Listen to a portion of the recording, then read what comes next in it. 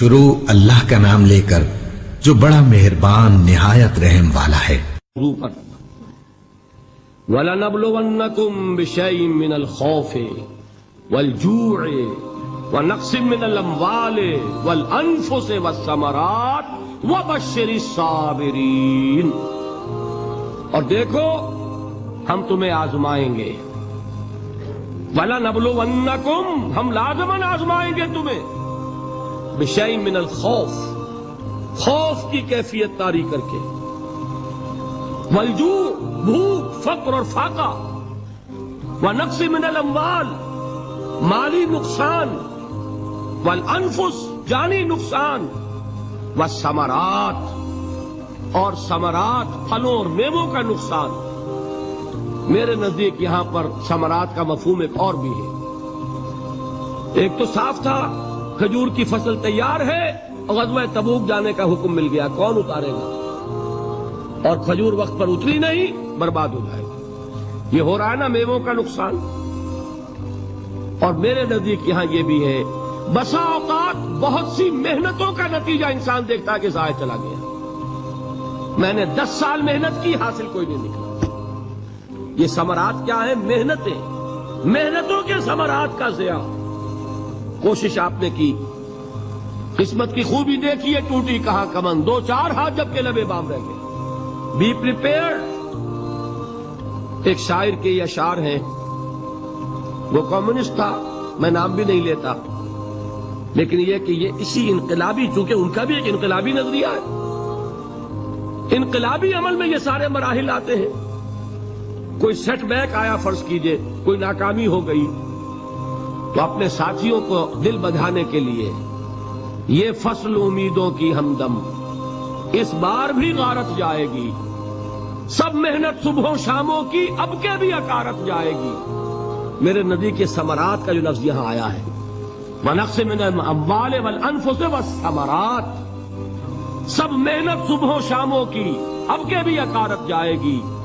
دھرتی کے کونوں کھدروں میں پھر اپنے لہو کی کھاد بھرو، پھر مٹی سینچو اشکوں سے، پھر اگلی رت کی فکر کرو، پھر اگلی رت کی فکر کرو، جب پھر ایک بار اجڑنا ہے، ایک فصل پکی تو بھر پایا، تب تک تو یہی کچھ کرنا ہے۔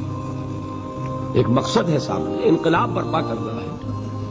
ایک کوشش ناکام ہو جائے کوئی پرواہ نہیں، نیکسٹ، پھر تیار رہو ناکامی کے لیے۔ ایسا نہ ہو جو انگریزی میں کہتے ہیں hope for the best but be prepared for the worst.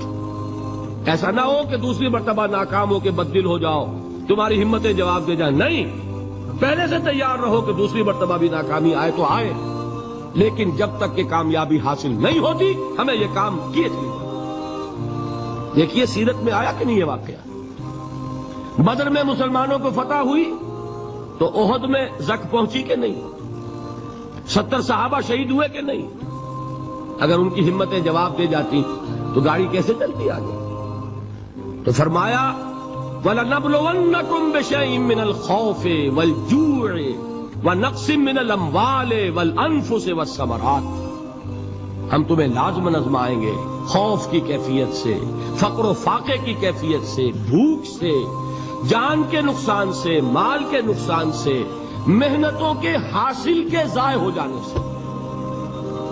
وَبَشِّرِ الصَّابِرِينَ، اور اے نبی بشارت دیجئے صبر کرنے والوں، الذین اذا اصابتہم مصیبۃ، وہ کہ جب ان پر کوئی تکلیف آئے، کوئی مصیبت آئے، کوئی آزمائش آئے، قالوا انا للہ وانا الیہ راجعون، وہ یہ کہیں کہ ہم اللہ ہی کے ہیں، اللہ ہی کی طرف لوٹ جانا ہے۔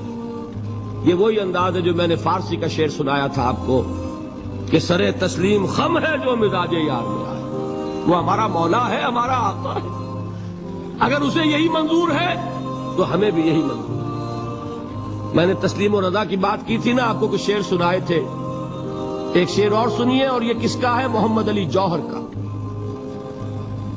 ایک مرتبہ جیل گئے، ان کی ایک بیٹی جوان بیمار ہوئی، فوت ہو گئی، باہر چھوڑا انگریز نے، جاؤ بھائی دفن کر دو بیٹی کو۔ دوسری مرتبہ جیل گئے، دوسری جوان بیٹی اسی مرض میں مبتلا ہوئی، اب یہ جیل میں ہے، خبر پہنچی کہ دوسری بیٹی کے اوپر بھی اسی مرض کا حملہ ہوا ہے۔ ایک نظم لکھی ہے جس کا آخری شعر یہ ہے، تیری صحت ہمیں منظور ہے لیکن اس کو نہیں منظور تو پھر ہم کو بھی منظور نہیں۔ یہ ہے، جب تک یہ کیفیت نہ ہو اس میدان میں آدمی ثابت قدم نہیں رہ سکتا کہ میرے رب کو اگر یہ منظور ہے تو یہی مجھے منظور ہے، اور تیری صحت ہمیں چاہیے تو ضرور لیکن ہمارے رب کو منظور نہیں تو ہمیں بھی منظور۔ راضی برضائے رب، وبشر الصابرین الذین اذا اصابتهم مصیبۃ قالوا انا للہ وانا الیہ راجعون۔ نہ شود نصیب دشمن کے شود ہلاک تیغت، سر دوستہ سلامت کے تو خنجر آزمائی۔ اولئک علیہم صلوات من ربہم ورحمہ، یہی ہے وہ لوگ جن پر ان کے رب کی طرف سے عنایتیں ہیں اور رحمتیں ہیں۔ وَأُولَٰئِكَ هُمُ الْمُهْتَدُونَ، اور یہی ہے وہ لوگ جو کامیاب ہونے والے ہیں، ہدایت پانے والے، ہدایت یافتہ۔